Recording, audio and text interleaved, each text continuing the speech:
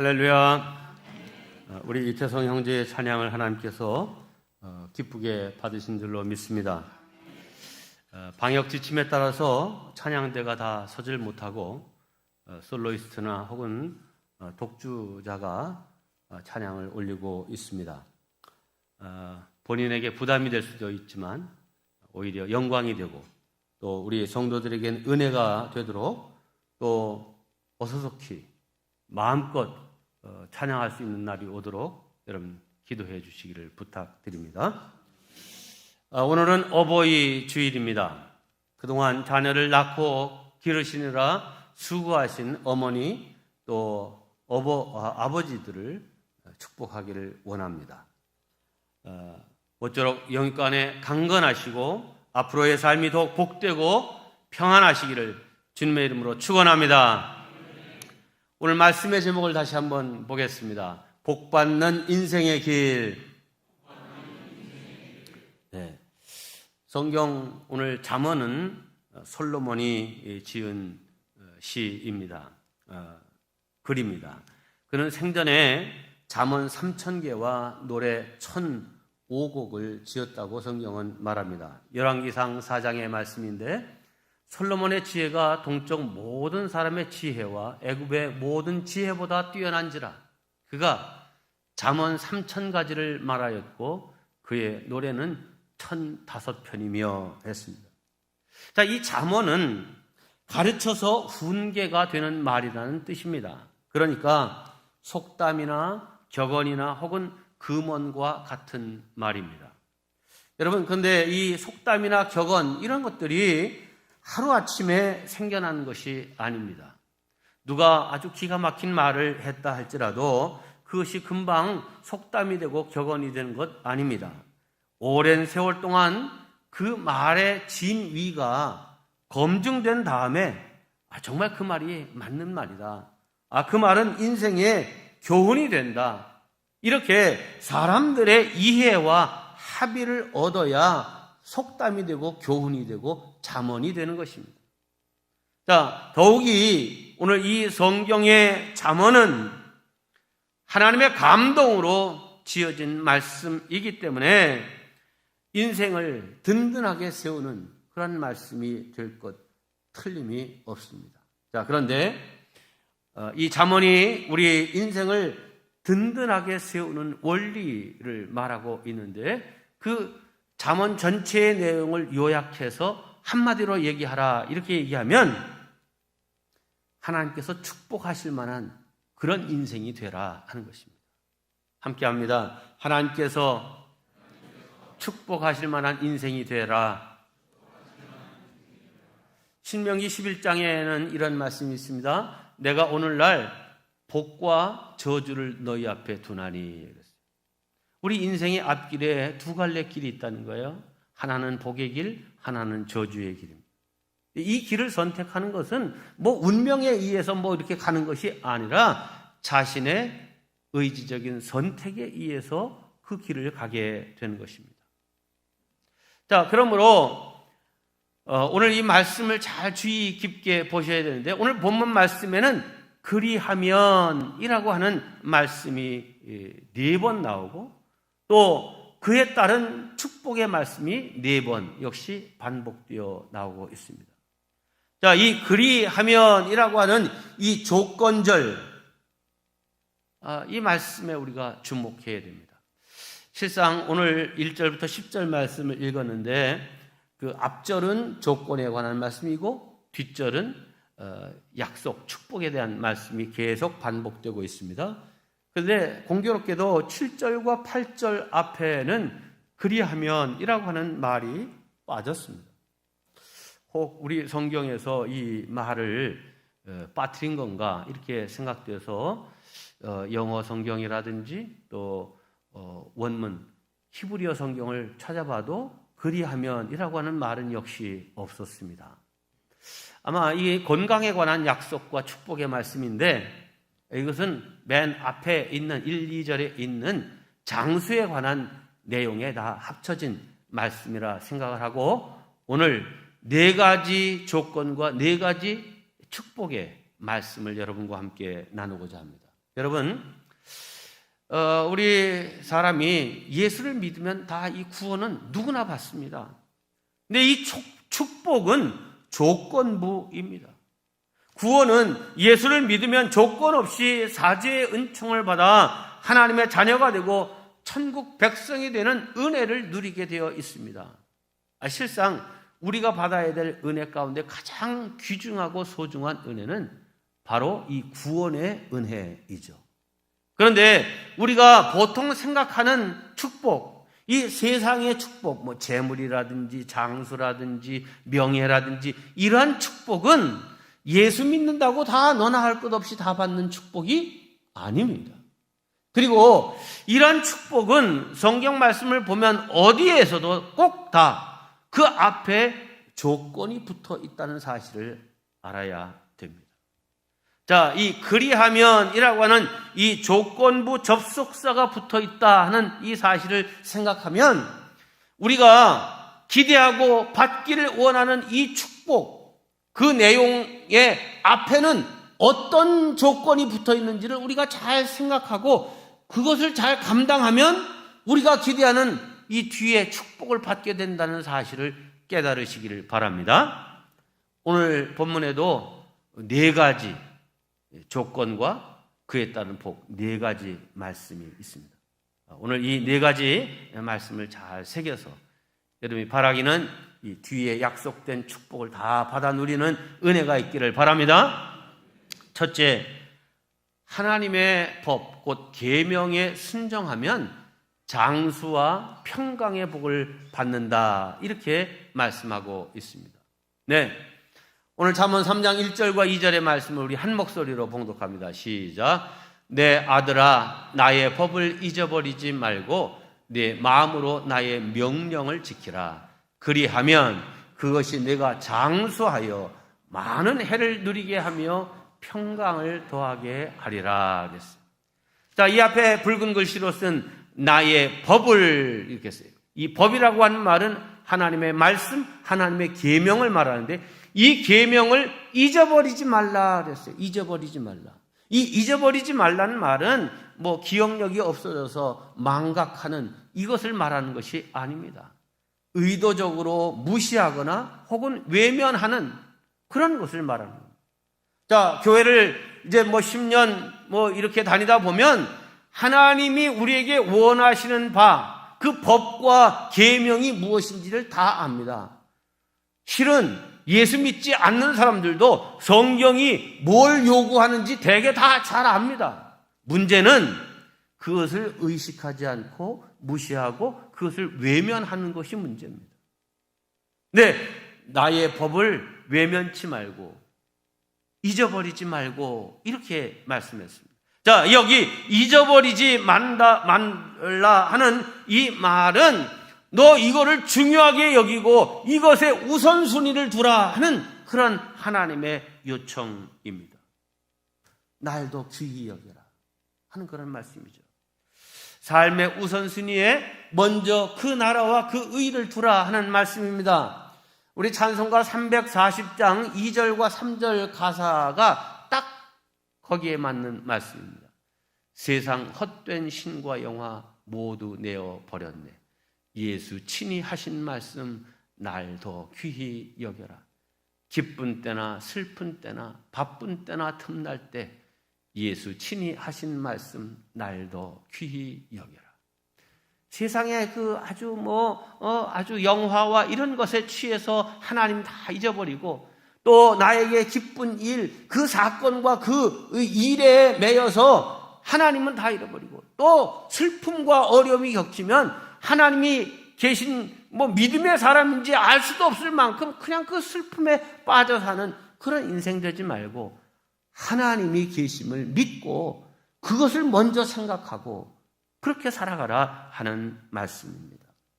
즉 어떤 상황 속에서도 하나님을 귀하게 여기고 그 말씀과 법에 순종하면 하나님께서 너를 돌보시고 인도해 주시마 하는 약속의 말씀입니다. 오늘 잠언 3장의 첫 번째 조건은 하나님의 법을 마음에 두고 순종하는 것입니다. 그러면 하나님의 보상은 장수와 평강의 복을 주마 이렇게 말씀했습니다. 특별히 이 장수에 관한 하나님의 계명이 따로 특별하게 있죠. 네, 구체적인 하나님의 계명이 있습니다. 뭡니까?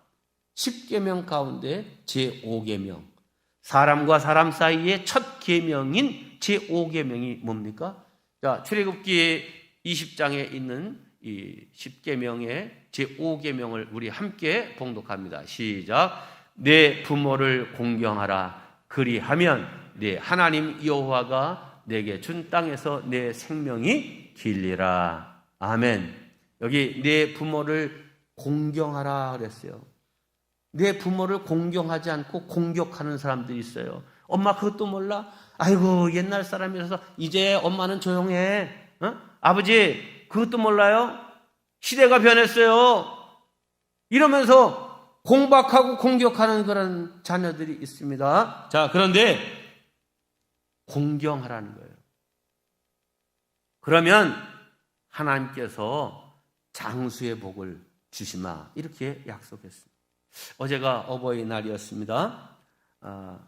이 어버이날 그날 하루만이 아니라 1년 365일 늘 부모님을 마음에 우선순위에 두고 이 효도의 계명을 잘 감당해서 평강과 장수의 복을 누리는 성도들 되시기를 주님의 이름으로 축원합니다.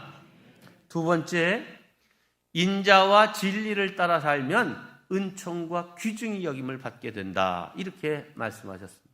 자, 3절과 4절 말씀 우리 함께 화면 보면서 봉독합니다. 시작. 인자와 진리가 내게서 떠나지 말게 하고 그것을 내 목에 매며 내 마음판에 새기라. 그리하면 내가 하나님과 사람 앞에서 은총과 귀중히 여김을 받으리라. 자, 여기 앞에 인자와 진리가 내게서 떠나지 말게 하라 그랬어요. 여기 인자와 진리는 하나님의 성품입니다. 인자와 진리라는 말을 다른 말로 얘기하면 사랑과 공의라고 하는 말입니다. 여러분, 인자함, 자비로움, 너그러운 마음, 이건 참 그래. 그래도 뭐 잘못했어도 좀 감싸고 덮어주는 거죠. 근데 진리는 아주 그냥 이래도 좋고 저래도 좋고 그런 겁니까? 아니면 분명하고 단호한 겁니까? 분명하고 단호한 겁니다. 자, 이 인자와 진리, 사랑과 공의는 개념상 서로 상반되는 개념입니다. 그런데 이 두 가지를 너희들 함께 잘 마음에 두고 지켜라 하는 겁니다. 참 어려운 거죠. 보세요. 어떤 사람이 죄를 지었습니다. 그러면 사랑의 개념으로 보면 이 죄 지은 사람을 어떻게 해야 돼요? 그냥 용서해 줘야 돼요. 아유, 뭐 사람이 그럴 수도 있지 하면서 용서해 줘야 됩니다. 그러나 공의의 개념으로 보면 이 죄 지은 사람은 어떻게 해야 돼요? 그 죄값을 받게 해야 됩니다. 그래야 질서가 서고 공의가 세워지는 것입니다. 자, 참 어려운 일이잖아요. 그런데 하나님은 이 사랑과 공의를 동시에 행하시는 분이었고 우리 인생의 문제를 해결하신 분이십니다. 십자가의 사건을 보면 잘 알 수 있습니다. 여러분, 우리 죄의 값은 그 대가가 뭐죠? 사망입니다. 죄의 삭은 사망이다. 자, 그러니까 우리 인간이 지은 죄의 값인 이 사망에 대해서 하나님은 그래 내가 하나님인데 너희들을 사랑하니까 그래 상관없다. 됐다. 없던 걸로 하자. 이렇게 하시지 않고 십자가에서 죽으심으로 그 사망의 값을 치르셨습니다. 자, 그런데 이렇게 공의를 실천하시는 하나님이신데 또 동시에 사랑이신 하나님의 그 내용도 충족해야 되는데 그 죄를 지은 당사자인 인간이 십자가에 매달리도록 하시지 않고 하나님이 인간의 몸을 입고 이 땅에 오셨습니다. 성육신의 사건이죠. 오신 분이 누구예요? 예수님입니다. 그 예수님이 죄 없으신 분이시지만 그가 십자가에 달려 죽으셨습니다. 우리에게 물을 죄를 우리에게 묻지 않으시고 사랑이신 하나님이 당신이 그것을 지신 것입니다. 이렇게 해서 사랑과 공의를 함께 실현하신 것입니다. 자, 그러면 이 십자가의 사랑과 공의를 우리의 삶에서는 어떻게 실현할 수 있습니까? 그것은 다른 사람에 대해서는, 이웃에 대해서는 늘 사랑과 정으로 대하고 자기 자신에 대해서는 엄격한 진리의 잣대를 가지고 이제 진실하게 살아가는 것, 이것이 사랑과 공의, 인자와 진리를 내 삶에서 실현해 가는 길인 것입니다. 네, 이것이 하나님이 우리 성도에게 요구하시는 삶의 모습입니다. 이웃에 대해서는 사랑으로, 자기 자신에 대해서는 진리와 공의로 살아가면 하나님께서 우리에게 은총을 주시고 또 세상 사람들에게도 귀중히 여김을 받게 된다. 오늘날 우리 한국 개신교회가 특별히 사람들에게, 세상 사람들에게 귀중히 여김을 받아야 되는 큰 사명이 있는데, 이것을 위해서 우리가 다른 사람들에 대해서는 너그럽고 사랑스럽게, 자기 자신에 대해서는 엄격하게 살아가는 이 삶이 꼭 필요한 줄로 믿습니다. 그렇습니다.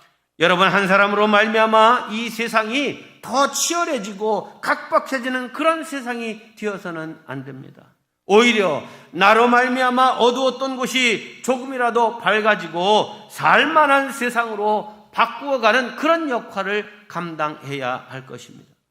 또한 사랑이 없는 곳에 우리가 있으므로 사랑을 싹트게 하고, 동시에 거짓과 속임수가 판치는 이 세상에 우리가 있으므로 진리와 진실이 무엇인지를 알게 하고 드러나게 해야 할 것입니다. 성도 여러분, 우리가 하나님의 은총을 받으며 산 것 대단히 귀중한 일입니다. 반드시 그래야 됩니다. 하나님의 은총으로 살아야지 내 힘으로 산다, 이렇게 해서는 안 됩니다. 그런데 동시에 사람들로부터 귀중히 여김을 받는 것 또한 큰 복이 아닐 수 없습니다. 여러분, 뭐 돈이 많다고 해서 귀중히 여김 받는 거 아닙니다. 권세 가지고 있다고 해서 귀중히 받는 것 아닙니다. 많이 배워 학식이 높다고 귀중히 여김 받는 것 아닙니다. 오히려 배운 것은 적고 재물이나 권세가 적어도 그의 그 마음에 있는 사랑과 정, 그리고 자기 자신에 대해서는 참 진실함으로 살아가는 그 모습, 이것으로 인하여 사람의 존경을 받고 귀중히 여김을 받게 되는 것입니다. 저와 여러분들이 이 인자와 진리, 사랑과 공의로 살아서 하나님께는 은총을, 그리고 사람들에게는 귀중히 여김을 받으며 사는 복된 성도들 되시기를 주님의 이름으로 축원합니다. 세 번째, 범사에 하나님을 인정하면 우리의 인생길을 인도해 주시겠다, 이렇게 말씀했습니다. 5절과 6절 말씀 함께 봉독합니다. 시작. 너는 마음을 다하여 여호와를 신뢰하고 내 명철을 의지하지 말라. 너는 범사에 그를 인정하라. 그리하면 내 길을 지도하시리라. 아멘. 여기 맨 마지막에 내 길을 지도하시리라 그랬어요. 근데 이 지도하시리라는 말의 원문의 뜻을 보니까 그 내 길을 지도하시리라는데 내 길을 만드시리라, 이렇게도 번역이 될 수 있는 말입니다. 네, 하나님은 바다에도 길을 내시고 광야에도 길을 내시고 또 강을 갈라 길을 내시는 그런 하나님이신 줄로 믿습니다. 우리는 그러니까 앞길이 캄캄하다, 길이 없다, 이렇게 한탄하기 전에 길을 만드시는 하나님을 신뢰하고 믿고 의지하는 성도가 되어야 될 줄로 믿습니다. 네, 주님을 이렇게 신뢰하고 의지하는 사람은 뭐 염려할 것 없습니다. 인생길이 참 자꾸 고난으로 가고 막다른 골목으로 닥쳐도 하나님이 나의 인생길을 주관하시고 만드신다는 믿음을 가져야 됩니다. 요셉이 17살 소년으로 형들의 미움을 받아 애굽의 종으로 팔렸습니다. 참 자기의 인생을 한탄하고 원망하고 탄식할 수 있는 그러한 상황이죠. 자, 그러나 요셉은 하나님을 의뢰하고 신뢰하고 하나님이 자기에게 꾸게 하셨던 그 꿈에 대한 확신을 가지고 살았습니다. 비록 하나님을 믿지 않는 세상, 이 애굽이라고 하는 세상이 왔지만 그러나 나는 여기서도 하나님의 눈 아래에 있다. 하나님이 나를 지켜보신다. 이게 코람데오 신앙 아니에요? 그 믿음 가지고 살았어요. 그 믿음이 있었기 때문에 그는 범죄하지 않았습니다. 그 믿음이 있었기 때문에 그는 한 번도 요셉의 일생에 원망했다는 얘기가 없습니다. 하나님이 내 길을 인도하시리라고 하는 믿음, 이 중요합니다. 감옥 이제 종살이하면서 억울하게 감옥으로 떨어지죠. 감옥에서 또 배반당하죠. 인생은 점점 나락으로 떨어지는 것 같았지만 하나님은 그 뒤에서 요셉의 형통한 길을 만들고 계셨습니다. 때가 이름에 하나님께서 그를 세우시는 날이 되었습니다. 바로 왕이 꿈을 꿨는데 어떤 꿈을 꿨는지 그 내용이 뭔지를 도무지 알 수 없어요. 애굽의 술사와 박사들을 다 불러서 알게 했지만 알 수가 없어요. 결국 하나님의 섭리 가운데 요셉이 바로 왕 앞에 서게 됐습니다. 네가 그렇게 꿈을 잘 해몽한다지? 내가 무슨 꿈을 꿨는지 그 내용이 무언지를 좀 얘기해봐라. 이렇게 얘기합니다. 그때 요셉이 한 말이 중요합니다. 하나님께서 나에게 알게 하시는 것이지 내가 무슨 능력이 있어서 아는 것 아닙니다. 하나님께서 이 모든 것을 알게 하실 것입니다 하면서 왕이 꾼 꿈과 그 해몽을 막 얘기합니다. 그랬더니 하나님을 알지 못하던 바로 임금조차도 야, 이렇게 하나님의 신에 감동된 사람이 어디 있겠느냐, 내가 그 일을 맡아서 할 적임자다 하면서 왕의 인장, 결제문서에 도장을 찍는데 이 왕의 손가락에 그 인장 반지, 이거를 뽑아서 요셉의 손에 끼워주고 그를 국무총리로 삼아 주셨습니다. 할렐루야. 애굽의 총리가 된 요셉, 동족과 근동 세계를 구원하는 큰 그릇으로 쓰임받게 되었습니다. 인간적으로 보면 긴 세월 동안 인생에 풀리지 않고 어려움 뿐이었던 요셉이었지만 순간에 하나님은 역전시키고 그를 높이 세우신 줄로 믿습니다. 길을 만드시는 하나님의 역사인 줄로 믿습니다. 곽선희 목사님의 간증집에 나오는 이야기입니다. 어느 수요일 예배를 앞두고 세계 기독인 선교회, 기독 실업인 선교회 임원들이 이 소망교회를 방문했고 곽 목사님을 만나게 됐습니다. 근데 그 중에 한 분이 예배 시간에 자기에게 한 5, 6분 시간을 주시면 제가 짧은 간증을 하겠습니다. 이렇게 요청을 하는 거예요. 알고 봤더니 그 세계 기독 실업인 선교회 회장이었습니다. 이 곽선희 목사님이 조금 호기심이 생겨서 얼마나 부자라야 세계 기독 실업인 선교회 회장이 될 수 있습니까? 그랬더니 이분이 약간 좀 당황하고 좀 어색해 하는가 싶더니만 제가 가진 자가용 비행기가 7대입니다. 딱 그러더래요. 그러면서 사실 저는 인쇄소 직공으로부터 시작한 아주 어려움이 많았던 사람입니다. 이 하는 말에 신뢰가 와서 예배 중에 간증 시간을 하려 했더니 이런 간증을 했습니다. 여러분, 저는 아주 어렵게 인생을 시작한 사람입니다. 하지만 저는 믿음이 있었습니다. 성실하게 일하면서 11조 생활, 감사 생활을 잘하면 하나님께서 나의 길을 인도하시고 나를 복되게 이끌어 가실 것이라고 하는 믿음 말입니다. 그러면서 이분이 마지막 부분에 이르러서 이런 간증을 했는데 그 간증 전에 자기가 가장 애송하는 좋아하는 성경 구절을 한 장 암송했는데 사무엘상 1장 17절과 18절 말씀이었습니다. 자, 화면을 보세요. 평안히 가라. 이스라엘의 하나님이 내가 기도하여 구한 것을 허락하시기를 원하노라 하니 이르되 당신의 여종이 당신께 은혜 입기를 원하나이다 하고 가서 먹고 얼굴에 다시는 근심빛이 없더라. 이게 무슨 스토리입니까?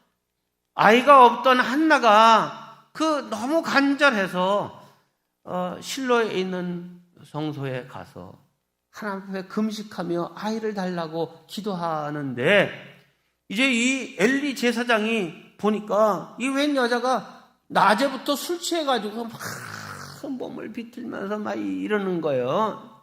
그러니까 야단을 치죠. 근데 한나가 뭐라고 얘기합니까?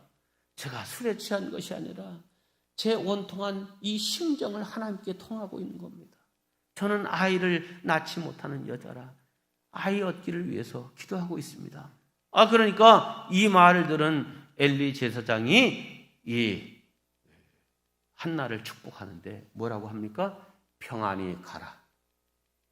이스라엘의 하나님이 내가 기도하여 구한 것을 허락하시기를 원하노라.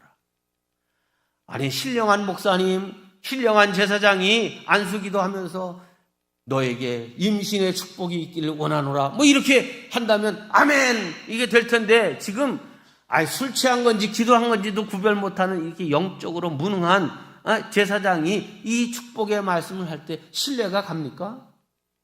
신뢰가 안 갈 것 같은데 이 한나의 믿음 보세요. 이르되 당신의 여종이 당신께 은혜 입기를 원하나이다. 그가 하나님의 세우신 제사장임을 믿고 그가 축복하는 내용이 그대로 내 삶에 임하기를 원합니다. 이렇게 고백하고서는 가서 먹고 얼굴에 다시는 근심빛이 없더라.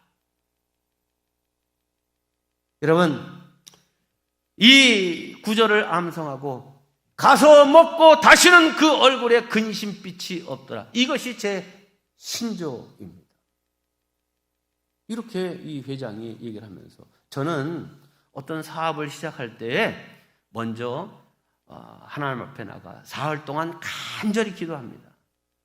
이 사업 전반에 대해서 하나님께 보고드리고 이런 구상과 이런 생각이 있는데 하나님이 알아서 해주십시오. 내 생각은 이렇습니다. 그리고 하나님께 다 자세한 그 내용을 보고드리고 저는 이렇게 하겠습니다. 주여 원하시면 이렇게 되도록 하나님께서 허락해 주십시오. 저는 하나님께 맡겨드립니다. 하고 아멘 한 다음부터는 사업에 대해서 염려하지 않는다는 거예요. 잘 되고 못 되고 상관치 않는데 심지어 공장에 불이 났어도 오히려 합력하여 선을 이루시고자 하는 하나님의 계획과 섭리 속에서 이루어진 일이라 생각하고 전혀 걱정하지 않는다는 것입니다.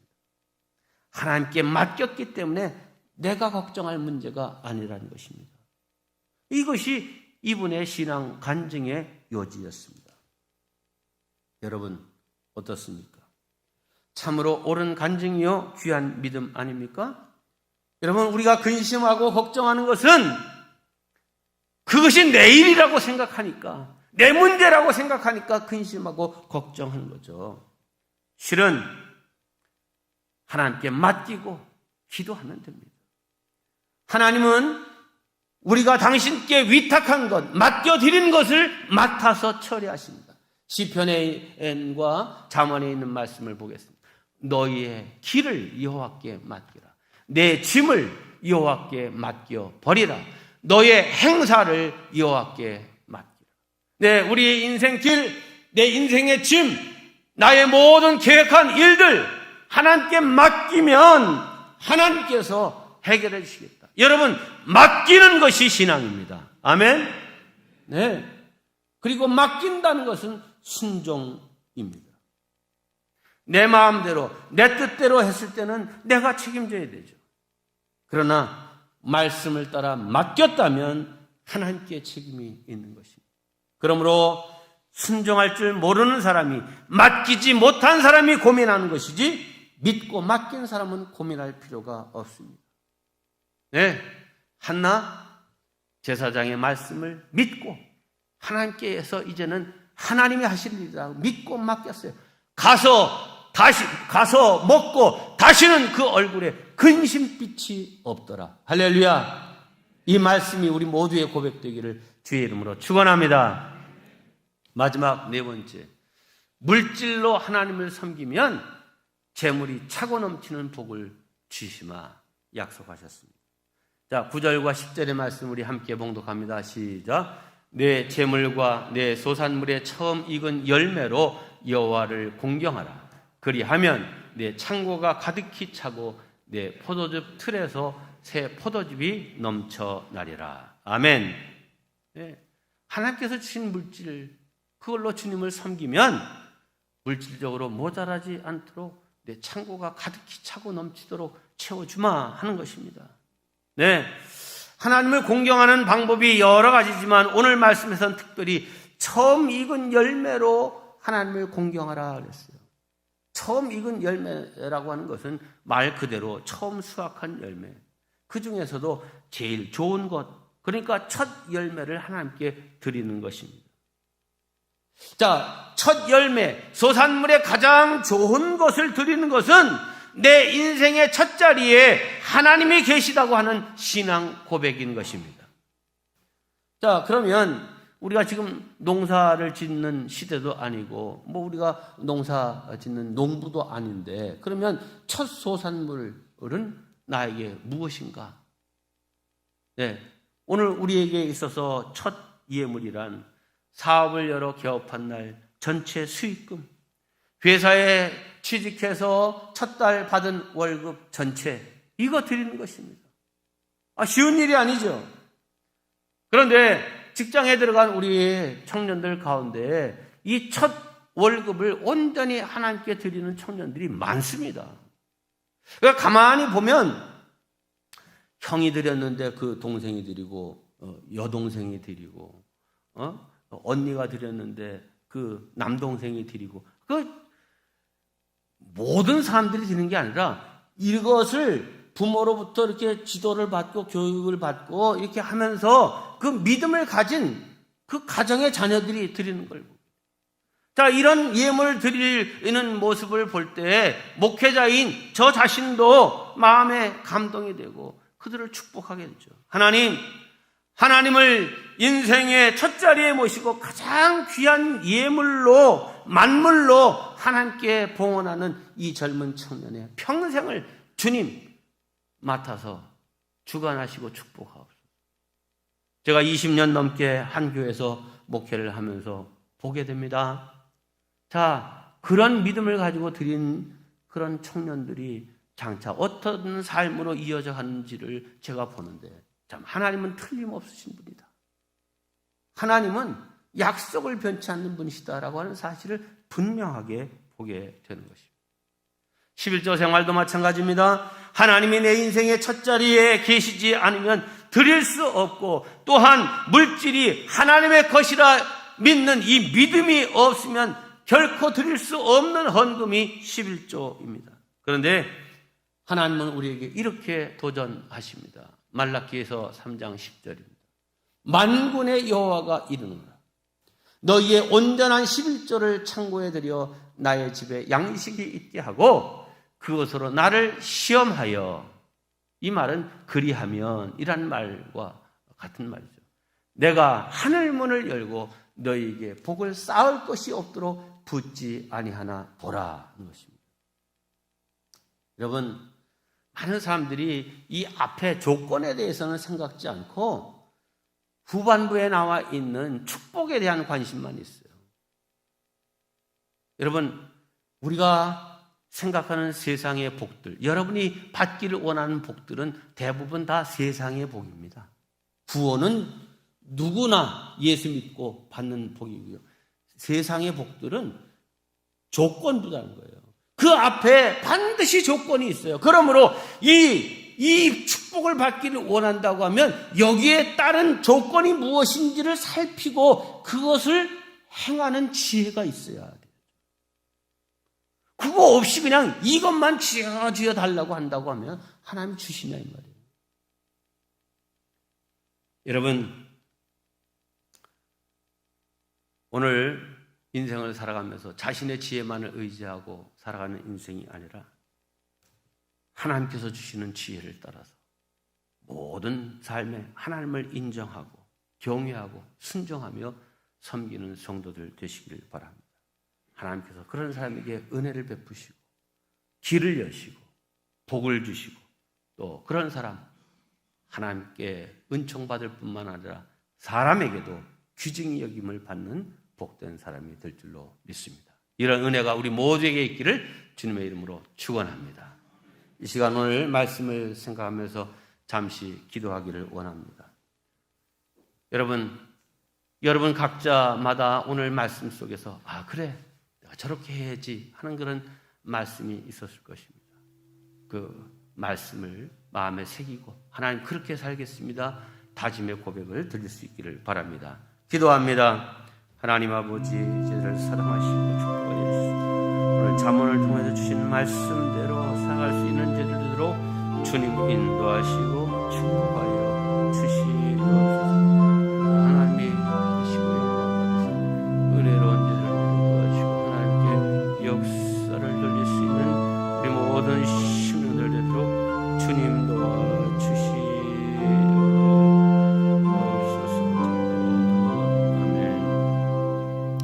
하나님 아버지, 말씀을 통하여 깨닫게 하시고 새로운 결심을 하게 하시니 감사합니다. 우리 앞에 놓여진 인생의 두 갈래 길, 축복과 저주의 길이 있음을 깨닫습니다. 언제나 믿음으로 말씀이 가르치는 길을 선택하게 하시고 하나님이 기뻐하실 길을 걷는 저희들 되게 하여 주시옵소서. 우리에게 마음껏 좋은 복을 주시기를 원하시는 하나님이심을 믿습니다. 받을 만한 믿음의 준비와 성숙함이 있어서 복으로 누릴 수 있는 죄들 되게 하여 주시옵소서. 우리 구주 예수님의 이름으로 기도하옵나이다. 아멘.